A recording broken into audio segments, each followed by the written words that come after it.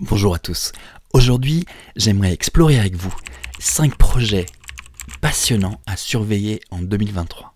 Les critères pour ceux-ci sont les suivants. D'abord, il s'agit de projets où je suis sincèrement enthousiaste à l'idée de pouvoir les utiliser un jour.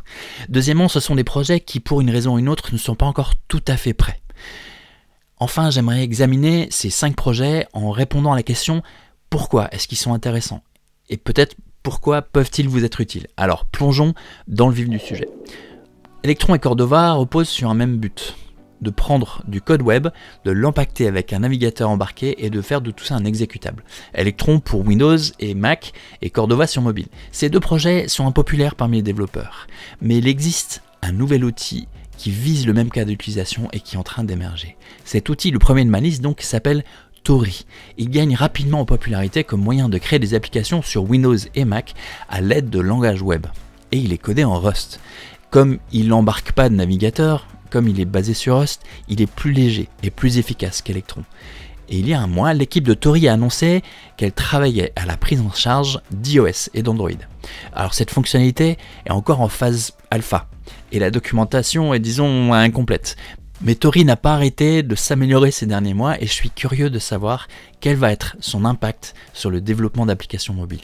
Est-ce que Tori va suivre la voie d'Electron et de Cordova ou est-ce qu'il va prendre le chemin de React Native? Eh ben on va voir. Mais si il s'implante, ce pourrait être le projet parfait pour en apprendre plus sur la programmation en Rust.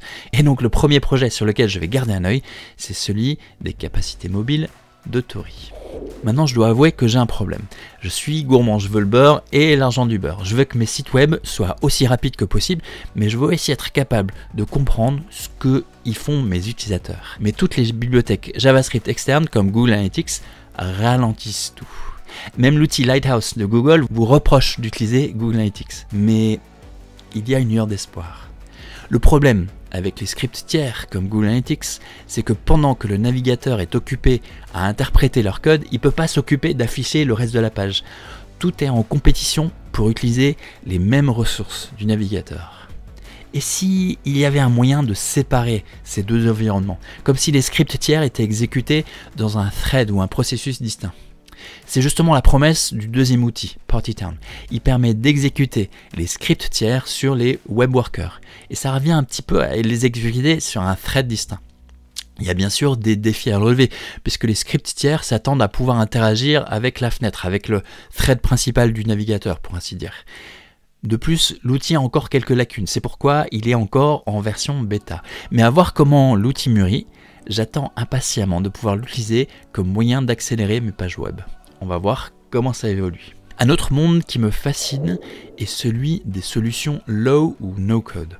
J'ai récemment découvert une bête étrange, une solution no code que vous pouvez coder. Ou pour formuler les choses différemment, l'automatisation de workflow open source. Cet outil, le troisième de notre liste, s'appelle N8N. Il s'agit d'une alternative à Zapier ou à Automate.io que vous pouvez héberger sur vos serveurs et adapter. Donc en gros, une solution no-code dans laquelle vous pouvez coder. Je suis très tenté de mettre ça en place au travail pour que mes collègues qui sont moins doués en code puissent être plus autonomes. Bon, je pense qu'au final, ça sera sûrement plus sûr et plus rapide de coder ces automatisations au lieu de les faire passer par N8N. Mais pour prototyper, il y a quelque chose à faire, je pense. Je vais garder un œil sur tout ça pour voir s'il y a des cas d'utilisation auxquels N8N pourrait correspondre. Alors un autre outil bizarre et merveilleux sur lequel je vais garder un œil vient des mêmes devs que PartyTown et Quick. Ce quatrième projet de la liste s'appelle Mitosis. Sa promesse est de pouvoir coder des composants que vous pouvez compiler vers différents frameworks comme React, Solid, Svelte et plus encore. Quand on lit la page GitHub du projet, on a l'impression qu'il y a encore un peu de chemin à faire pour que le projet soit complet.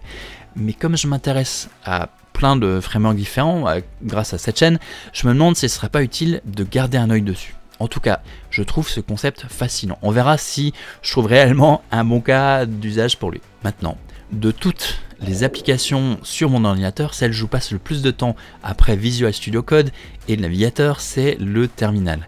Et j'ai récemment découvert un outil qui s'appelle Warp. Il n'est pas encore disponible sur PC ni sur Linux et c'est ce qui explique son inclusion dans cette liste.